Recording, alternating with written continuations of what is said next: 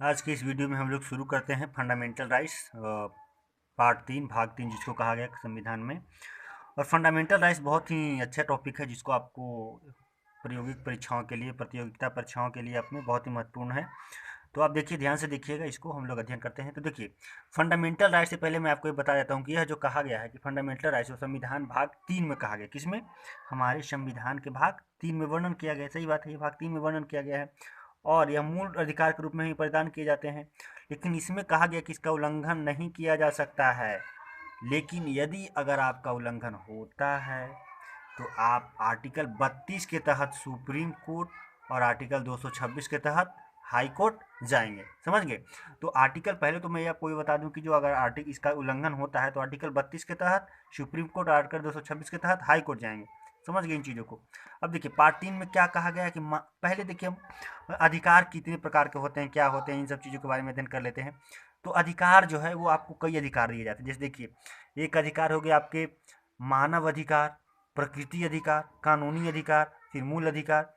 तो जो पहले हम देख लेते हैं कि जो मानव अधिकार है आपका, वो क्या है। तो मानव अधिकार आपको 10 दिसंबर 1948 को चार्टर एक्ट, जो मानव अधिकार घोषणा पत्र आया था, उसके तहत पे यूएनओ प्राप्त करती है, हर व्यक्ति को मानवीय अधिकार प्राप्त करती है, वर्ल्ड गिविंग वो देती है। एवरी ह्यूमन को, हर एक व्यक्ति को मानव अधिकार दिया गया है कि वो पृथ्वी पे है, वो निवास करेगा ना, उसके साथ कोई भेदभाव करेगा, एक मानव का अधिकार है। वो मानवाधिकार घोषणा पत्र के आयोग से उसको दिया गया था। और प्रकृति अधिकार क्या है? इसमें कहा गया कि प्रत्येक व्यक्ति को, प्रत्येक मानव को, हर एक पशु को, दोनों को दिए जाते हैं। इसका प्रतिपादन कौन करते हैं? जॉन लॉक साहब कहते हैं कि प्राकृतिक अधिकार क्या है कि हर एक मनुष्य, हर एक पशु, ये सबको प्राकृतिक अधिकार दिए जाएंगे। और कानूनी अधिकार, आपके कानूनी तंत्र है वो आपको कानूनी अधिकार देते हैं। और जो मूल अधिकार है वो कॉन्स्टिट्यूशन में, आपके संविधान में वर्णित है। और वहाँ के लोगों को, चाहे वो नागरिक हो या गैर नागरिक हो, सबको क्या दिया जाता है? उसके यहाँ मूल अधिकार दिया जाता है। देखिए, अब हम लोग जान लेते हैं इन सब बिंदुओं के बाद कि जो वो है वर्ल्ड हिस्ट्री ऑफ फंडामेंटल की, मतलब वर्ल्ड में कैसे इसकी शुरुआत हुई, इसकी मूल अधिकार की। तो वर्ल्ड में सबसे पहले ब्रिटेन की बात करें तो ब्रिटेन में किंग जोन्स ने 1215 में एक मैग्ना कार्टा लाया था। उसके तहत लिखित दस्तावेज बनाया था। उसके तहत कहा गया था कि आपको अधिकार दिए, मतलब एक पहली शुरुआत थी, ग्रेट चार्टर जिसको बोला गया था, महान दस्तावेज बोला गया था। उसी के तहत ब्रिटेन में ही, ब्रिटेन से ही शुरुआत की गई थी 1215 ईस्वी में, किसकी? ग्रेट चार्टर के माध्यम से, लिखित दस्तावेज के रूप में, कि ये अधिकार दिए जाएंगे मनुष्य को। और उसी कड़ी में 1789 में, मतलब 1779 में अमेरिका में कॉन्स्टिट्यूशन में बिल ऑफ राइट्स के माध्यम से, किसके माध्यम से? बिल ऑफ राइट्स के माध्यम से सिटीजन को फंडामेंटल राइट दिए गए, कि आपको फंडामेंटल राइट दिए जाते हैं, बिल ऑफ राइट के माध्यम से दिया गया था। फिर वही 1789 में फ्रांस में नागरिक को और व्यक्ति को, सबको अधिकार दिया गया था, किसके तहत? घोषणा पत्र के माध्यम से, कि आपको एक अधिकार दिए जाएंगे। तो देखिए, आपका जो फंडामेंटल राइट है हर एक व्यक्ति को दिया गया, कि उसमें तो आप पढ़ेंगे कि 14 में कहा गया कि ये है कानून के समक्ष है, 16 में अवसर में समानता, मतलब कई सारे बिंदु हैं। लेकिन उससे पहले हम बेसिक जानते हैं कि आखिर कैसे इसकी शुरुआत की गई थी वर्ल्ड लेवल पे। तो पहले हमने जाना कि ब्रिटेन से शुरू की गई, फिर 1789 में अमेरिका में, फिर फ्रांस में, दोनों ने शुरू किया, एक ने घोषणा पत्र दिया, एक बिल ऑफ राइट्स की शुरुआत की, फिर किंग ऑफ जोन ने लिखित दस्तावेज दिया। तो ये सब शुरू कैसे किया गया था, इसको, उसकी बात हम लोग चर्चा कर रहे हैं। हम लोग देख रहे थे संविधान के जो तीसरे भाग हैं उसके बारे में, और कॉन्स्टिट्यूशन के जो तीसरे भाग, सॉरी, फंडामेंटल राइट के विशेषताएं के बारे में, कुछ स्पेशलाइजेशन है उसके बारे में। तो देखिए, सबसे पहले हम लोग देखते हैं कि इसके स्पेशलाइजेशन और जो विशेषताएं हैं वो क्या है। देखिए, पहली बात तो मैं आपको बता दूं कि जो है यह एक बाध्यकारी है। क्या है? देखिए, मैं बाध्यकारी किस सेंस में कह रहा हूँ कि ये बाध्यकारी क्यों है। जो फंडामेंटल राइट है बाध्यकारी है कॉन्स्टिट्यूशन के तहत। हर एक व्यक्ति को, मतलब वो कॉन्स्टिट्यूशन वो क्या, एक प्रतिबंध लगाता है किसके ऊपर? व्यक्तिगत और सामाजिक हित के लिए। यह आवश्यक है। क्यों आवश्यक है? क्योंकि व्यक्तिगत हित और सामाजिक हित में वो संतुलन बनाए के रखने के लिए उसको प्रतिबंध लगाना अगर किसी व्यक्ति को उसका अधिकार दे दिए, वो बोले कि मेरे मुझे को तो व्यक्ति की स्वतंत्रता है, बोलने की स्वतंत्रता है, कई सारे विधि अपने बताने लगे, लेकिन वहीं पे एक दूसरा व्यक्ति है, वो भी तो भारत का नागरिक है, वो भी तो भारत के संविधान के तहत उस फंडामेंटल राइट्स है। तो एक व्यक्ति की स्वतंत्रता का हनन ना हो, उसकी कुछ बिंदुओं का हनन ना हो, इसीलिए एक व्यक्ति के लिए एक समाज का उसके प्रतिबंध लगाना आवश्यक है। और ये दोनों में जो कि संतुलन का कार्य करती है। समझ गए इन चीज़ में बता रहा हूँ। देखिए, कहा गया कि जो संविधान है उसमें जो फंडामेंटल राइट्स उसको दो भागों में बांटा गया है। दो भागों में कहने का सेंस, पहला है नकारात्मक।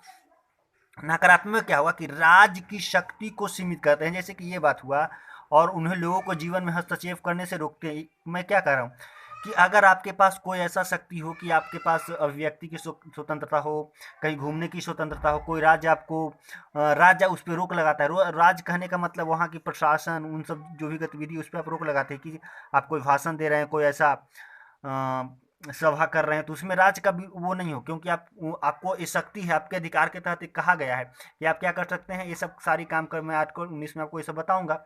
तो ये कह रहा हूँ कि राज्य की शक्ति को कम करेगा, सीमित करेगा, ताकि लोगों का जीवन उसके पे हस्तक्षेप कम कर सके। लोगों को क्या हो, इसके लिए उसकी जो स्वतंत्रता है उसका हनन ना कर दिया जाए, उसको ना रोक लगा दिया जाए। इसीलिए क्या किया जाता है, नकारात्मक दो भाग में पहले क्या बताऊँ। एक होता है नकारात्मक अधिकार। नकारात्मक अधिकार में क्या है कि राज्य की शक्ति को सीमित करते हैं। कौन? राज, इसमें मतलब नकारात्मक अधिकार में राज्य की शक्ति को सीमित करते हैं, ये सही बात है, लोगों के क्या जीवन में हस्तक्षेप कम करने के लिए। इसके तहत आर्टिकल 15 का 1, 15 का 2, फिर 16 का 1, 16 का 2, फिर 18 का 1, फिर आर्टिकल 20, आर्टिकल 22, इन सब बिंदुओं के तहत हम लोग इस पे चर्चा करेंगे। और एक है वो क्या है, एक सकारात्मक अधिकार। सकारात्मक अधिकार में क्या होता है, सकारात्मक अधिकार में होता है कि राज्य व्यक्ति के हित के बारे में विशेष प्रावधान करता है कि ये व्यक्ति है कोई, उसका कौन सा प्रावधान है, कौन सी उसकी जो क्वालिफिकेशन है, कौन सी उसकी विशेषता है, उस पर मतलब एक व्यक्ति की विशेषता पे ध्यान देता है कि व्यक्ति की जो स्वतंत्रता है, जो आर्टिकल 6 स्वतंत्रता दिया गया है, उन पे ध्यान रखा जाएगा। ऐसा नहीं कि कोई ऐसा नियम लागू कर दे कुछ की स्वतंत्रता हनन हो जाए। और देखो, इसमें आर्टिकल 15 का 3, 4, 5, 16 का 3, 4, फिर 17, ये सब आर्टिकल के बारे में अध्ययन करना है, ठीक समझे। और देखिए, केवल भारतीय नागरिक को कुछ अधिकार दिए, जैसे कि आर्टिकल 15, 16, 19, 29, 30, ये जो है किसको दिया गया, केवल भारतीय नागरिक को दिया गया अधिकार। तो इन सब बिंदु से ये स्पष्ट होता है कि हमारा जो मौलिक अधिकार है बहुत ही अच्छी चीज़ है हम लोग के लिए। इसके लिए अलग अलग विधि से वो तरीके बनाए गए हैं, जैसे कि हम संविधान में चीज़ों को समझ सकें, पढ़ सकें। और फिर मैं आपको आगे कंटिन्यू करता हूँ। अब देखते हैं भारत में मूल अधिकार की कैसे शुरुआत की गई, कैसे इसका शुरू किया गया, कौन सबसे पहले मांग कर रहे हैं भारत में मूल अधिकार के बारे में। तो सबसे पहले 1895 में अगर हम देखें तो कौन है, हमारे बाल गंगाधर तिलक, जिन्होंने सबसे पहले मूल अधिकार की मांग की कि हमको मूल अधिकार एक चाहिए। ठीक है ना, 1895 ईस्वी में। फिर दूसरी बार बोल रहे हैं, सबसे पहले वो उन्होंने कब बोला था, स्वराज विधेयक में उनका था, उन्होंने मूल अधिकार की मांग की। फिर है 1928 ईस्वी में मोतीलाल नेहरू, जिन्होंने कहा कि उनकी जो नेहरू रिपोर्ट थी उन्होंने बोला कि मुझे क्या चाहिए, मूल अधिकार की मांग उन्होंने की। तो सबसे पहले 1895 में बाल गंगाधर तिलक ने पहली बार मांग की अपने स्वराज विधेयक में। फिर 1928 में मोतीलाल नेहरू ने नेहरू रिपोर्ट में मांग की। फिर 1931 में कांग्रेस ने कराची के अधिवेशन में मांग किया। 1931 में कब, कांग्रेस के कराची अधिवेशन में मांग की गई। फिर 1931 में महात्मा गांधी ने, बापू ने क्या किया, उसकी मांग किया दूसरा गोलमेज सम्मेलन में। और 1945 में तेज बहादुर सप्रू समिति ने, जिन्होंने मूल अधिकार को दो खंड में विभाजित कर दिया, एक बना दिया न्याय युग, जो आर्टिकल 12 से 35 है, जिसमें न्यायालय जाने का अधिकार है हम लोग को, और एक है गैर न्याय युग, जो कि आर्टिकल 36 से 51, इसमें न्यायालय न जाने का अधिकार, जिसको बोलते हैं हम लोग DPSP। समझ रहे हैं। तो इसमें मेन फोकस हम लोग को ये करना है कि सबसे पहले किन्होंने मांग किया, तो हमारे बाल गंगाधर तिलक साहब ने मांग किया। फिर कौन किए रहे, मोतीलाल नेहरू ने। फिर कांग्रेस के कराची अधिवेशन में किया गया। फिर महात्मा गांधी ने। इन सब बिंदुओं पे हम लोग चर्चा कर रहे हैं, और इसी कड़ी में आगे हम लोग बात करते हैं, संविधान की शुरुआत करते हैं, उसके फंडामेंटल राइट्स की आगे बात करते हैं। भारतीय संविधान में इंडियन कॉन्स्टिट्यूशन की बात करें तो उसमें जो हमारा फंडामेंटल राइट्स है वो पार्ट 3 यानी भाग 3, और आर्ट कहने का मतलब आर्टिकल 3 में, यानी कहने का मतलब आर्टिकल 12 से 35 भाग 3 में उसकी फंडामेंटल राइट्स की वर्णन किया गया है। और देखिए, इसको कहा गया है मैग्ना कार्टा, जो कि अमेरिका के कॉन्स्टिट्यूशन से लिया गया। कौन?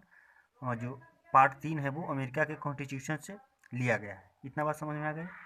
भारतीय संविधान में, इंडियन कॉन्स्टिट्यूशन में फंडामेंटल राइट्स पार्ट 3 में भाग 3 में है, आर्टिकल 12 से 35 मैग्ना कार्टा उसको कहा जाता है, जो कि अमेरिका कॉन्स्टिट्यूशन से लिया गया है। तो चलिए देखिए, जब कॉन्स्टिट्यूशन हमारा लागू हो रहा था, कॉन्स्टिट्यूशन जब शुरू हो रहा था संविधान, उस समय कितने फंडामेंटल राइट्स थे? 7 फंडामेंटल राइट्स थे। ठीक, फिर जब इसको क्या किया गया कि 44वां संविधान संशोधन 44th कॉन्स्टिट्यूशन अमेंडमेंट 1978 ला करके इसको विधिक अधिकार बना दिया गया, और यह आर्टिकल अब कहाँ है? 300 का भाग 12, कहाँ? 300 का भाग 12 में इसको वर्णन किया गया है। तो अब कितने हमारे कॉन्स्टिट्यूशन रह गए, मतलब फंडामेंटल राइट्स रह गए? तो हमारे पास फंडामेंटल राइट्स की संख्या कितनी रह गई? 6 रह गई।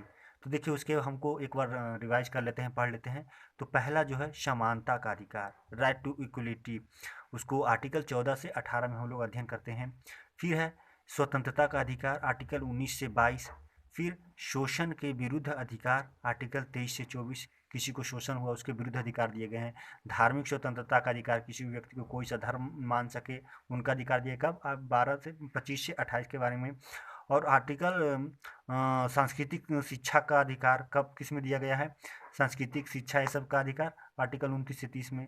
फिर है संवैधानिक विचारों का अधिकार, आर्टिकल 32। और देखिए, हम लोग शुरू कर रहे हैं आर्टिकल 14 से 18, लेकिन हम तो आपको बता रहे हैं कि जो ये है 12 से 35 है। तो 12, इसमें 14 दिख रहा है, न 12 दिख रहा है, न 13 दिख रहा है, तो उसको हम लोग अलग से जान लेते हैं। देखिए, आर्टिकल 12 उसमें कहा गया कि वो राज्य का परिभाषा, हमारा राज्य की परिभाषा देता है कि क्या राज्य का परिभाषा है, वो परिभाषा की हम लोग बात करते हैं। लेकिन एक बात ये है कि न्यायपालिका जो है मूल अधिकारों की जो रक्षा करती है, वो जो राज्य की परिभाषा उसके अंतर्गत नहीं आती है। अब देखिए, आर्टिकल 12 में राज्य की परिभाषा दिया गया हुआ कि क्या राज्य है, उसके एक संप्रभु होना चाहिए, उसकी एक जनसंख्या होनी चाहिए, उसका ये जो 3-4 चीज़ें हैं, उसकी एक क्षेत्रफल होना चाहिए, जो राज्य की परिभाषा कंसीडर करता है, वो परिभाषा कहलाता है उसका। और आर्टिकल 13 है जो बहुत इंपॉर्टेंट है, इसको आपको ध्यान देना चाहिए। इसमें कहा गया है कि विधि की परिभाषा, विधि की परिभाषा क्या होता है? तो देखिए, इसमें क्या कहा गया है कि न्यायपालिका राज्य के द्वारा बनाई गई किसी भी विधि को रद्द कर सकती है। अरे भाई, ये क्या है? न्यायपालिका राज्य के द्वारा बनाई गई किसी भी विधि को रद्द कर सकती है, लेकिन एक सेकेंड, जो मूल अधिकारों से असंगत हो, कोई ऐसा अधिकार ना बना दे जिससे व्यक्ति की राइट टू इक्वलिटी खतरे में पड़ जाए, स्वतंत्रता उसके खतरे में पड़ जाए, उसका शोषण होने लगे, किसी की संस्कृति के बारे में किसी का शिक्षा ना हो जाए। मतलब एक न्यायपालिका कह सकता है, क्या करेगा कि न्यायपालिका राज्य के द्वारा बनाई गई किसी भी विधि को रद्द कर सकती है जो मूल अधिकारों के से असंगत है। इसी को क्या कहते हैं? न्यायिक पुनरावलोकन। न्यायिक पुनरावलोकन। तो न्यायिक पुनरावलोकन क्या कहता है? न्यायिक पुनरावलोकन मतलब कि न्यायालय की वह शक्ति है जिसमें कार्यपालिका का दिया हुआ आदेश, व्यवस्थापिका का बनाया हुआ कानून और स्वयं न्यायपालिका का दिया हुआ निर्णय किसी भी मूल अधिकार का उल्लंघन होता है, उससे अगर किसी भी मूल अधिकार का उल्लंघन होता है तो कार्यपालिका का दिया हुआ आदेश, व्यवस्थापिका का बनाया हुआ कानून और न्यायपालिका का दिया हुआ निर्णय सुन कर दिए जाते हैं। समझे इसका अर्थ? यही ये बात था कि न्यायपालिका है जो कह रही है कि न्यायपालिका राज्य के द्वारा बनाई गई किसी भी विधि को रद्द कर सकती है,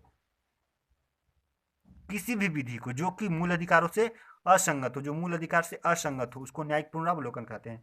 न्यायिक पुनरावलोकन क्या मैंने बताया कि न्यायिक पुनरावलोकन वह शक्ति है जिसमें कार्यपालिका का दिया हुआ आदेश, व्यवस्थापिका का बनाया हुआ कानून, स्वयं न्यायपालिका का दिया हुआ निर्णय से किसी के मूल अधिकार का उल्लंघन होता है, किसी का भी पार्ट 3 मूल अधिकार उल्लंघन अगर होता है, खतरे में जाता है, उल्लंघन होता है उसका, तो फिर क्या होगा? कार्यपालिका का दिया हुआ आदेश, व्यवस्थापिका का बनाया हुआ कानून एवं स्वयं न्यायपालिका द्वारा दिए गए निर्णय सुन कर दिए जाएंगे। क्या कर दिए जाएंगे? सुन, उसका कोई मतलब नहीं रह जाएगा।